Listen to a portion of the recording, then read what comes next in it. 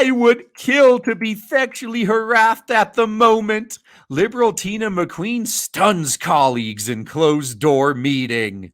So you guys remember when that one Guardian writer, Jessica Valenti, after spending years complaining about sexual harassment and catcalling and wolf whistling and all that, she put out an article saying that she misses it. It's like, oh, now that all that has stopped, I miss it. I wish it was back. Damn you, patriarchy! Same thing's happening here. These women who may have at one point been attractive, they were complaining that they got attention. And now that they've hit the wall, they're complaining that they can't get attention. This happens every time.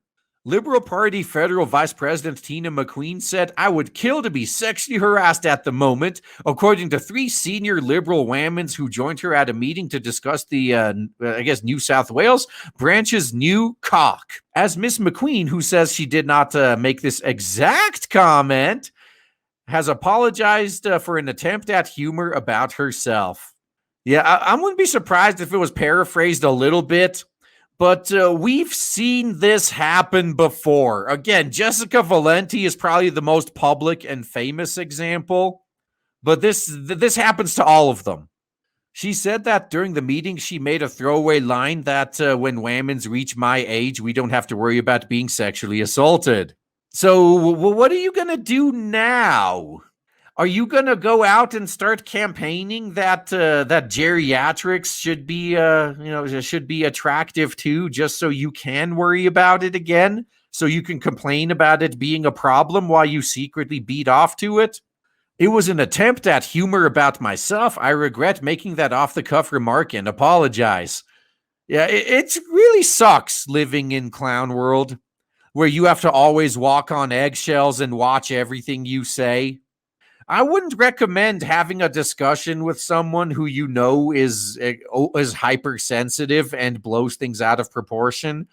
Or at the very least, if you're talking to someone like that, take the time to thoroughly think about everything you say before you say it. Now, yes, this is going to kill the flow of the conversation, but it's better than you being canceled. And plus, something tells me you don't want to talk to that person anyway. So anything you can do to make them not want to talk to you, that's just going to be in your favor. But when told of Miss McQueen's version, the 3 whammons were adamant. She said, I would kill to be sexually harassed at the moment.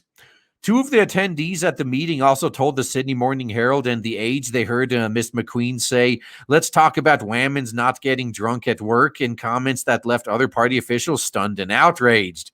Yeah, it's not okay for even women to say this. And this is funny. Because if this is stuff that a man would be canceled for saying, cancel the women too. This is just as funny as when rappers complain that they can't say the gamer words anymore. Like, well, you guys were one of the primary groups that was pushing to stop anyone else from saying it. So you really expect anyone else to have sympathy for you? You think anyone else who's gotten in trouble for dropping an N-bomb is going to give you any sympathy because you're not allowed to drop N-bombs anymore after you were one of the main forces campaigning against them? Whatever. Not my problem. But Miss McQueen told the Herald and The Age, I don't drink, never have, and I commented during the meeting, I don't understand excessive drinking in any work environment, let alone Parliament House. Oh, dude, this is Australia. This explains a lot. If they're getting drunk on the job, we've just explained Australia. Look at that. She added this was absolutely no reference to anyone, though other people at the meeting understood it to be a reference to former Liberal staffer Brittany Higgins, who had recently come forward alleging she had been struggle-snuggled in Parliament House. Is there any evidence? Is there any prosecution? Is there any investigation happening? No? Okay, I don't believe you then. The revelation of Miss McQueen's comments come as the Morrison government has been left reeling by Miss Higgins' allegations. A historical struggle-snuggle claim against Attorney General Christian Porter that he has vehemently denied in a video emerging of a male staffer performing a solo sex act on a female MP's desk. Oh, shit. Okay. Just hearing, I mean, my only knowledge of this situation is what I just read.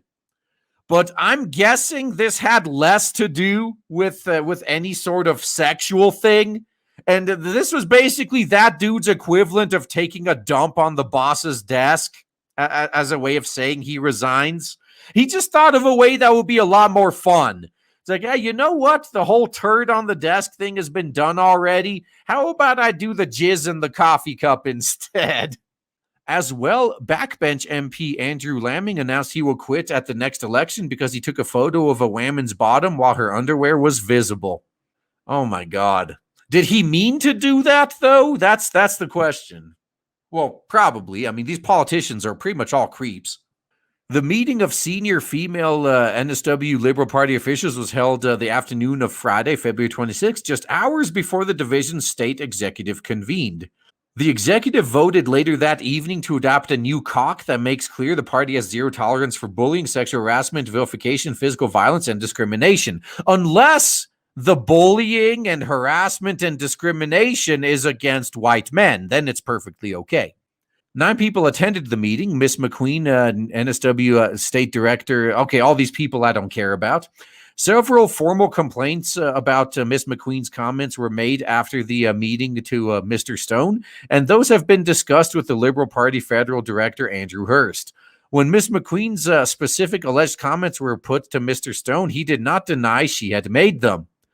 Instead, a spokesman speaking on behalf of the federal and NSW Liberal parties said, "The matters you've raised are internal matters for the party, and we are unable to comment." So what that translates to is, since this is one of their own, they're probably going to circle the wagons and protect her. Miss McDonald had requested the meeting of Whammons and the NSW branch's executive in the days after Miss Higgins came forward to come up with the beginnings of a cultural shift action plan, according to an email sent by Miss McDonald to the group on February 20th. But according to several people who attended the meeting, Miss McQueen seemed determined to shut down the discussion about the proposed COC. We were all left in shock. It was terrible, deplorable. One of those participants who asked not to be named said, "Well, of course you wouldn't want to be named if you're complaining like that." When we were talking about another aspect of the COC, she said, "Can't we move on?" And then she said, "Let's talk about Whammons not getting drunk at work. A few of us have made complaints." I love it when they turn on their own, though. This is pretty good. Before anyone rails on me for it's like, "Oh, but moderates in the party, what about them?" Like, well, they had a chance to act before the extremists took over, and they chose not to. They had a chance to act when the extremists were attacking the other side, and they chose not to. So now that they're on the chopping block, not my problem. A second participant said other people in the meeting were absolutely shocked and horrified. There aren't enough words to describe how we felt. Okay. These are, I'm assuming, elected officials. If I was in one of these people's districts, dude, I would be sending angry letters right about now. I don't care how you fucking feel. Just shut the fuck up and do your job.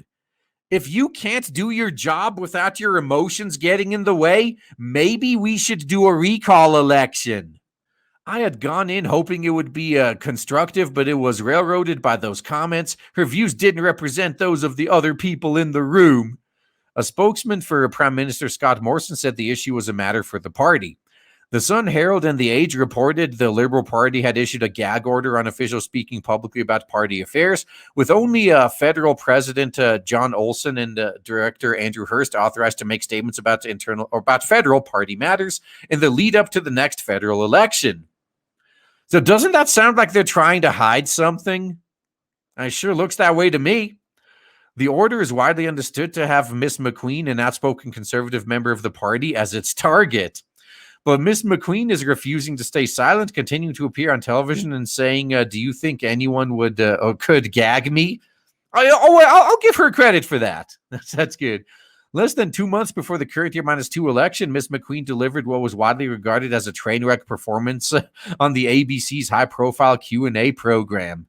Huh. Now that you put it that way, what if she is a an infiltrator in the party, just trying to sabotage him from the inside. Oh, that would be funny. It's about time conservatives started using the left's tactics against them. Oh man, I am so excited to tell you guys right now that finally, after about a year of build-up and shilling, we have launched Blade Devil on Indiegogo, and so far it is doing so well thanks to awesome people like you. If you haven't backed it yet, then please check the links in the description and check out Blade Devil on Indiegogo. You will not be disappointed. Looking forward to seeing you there.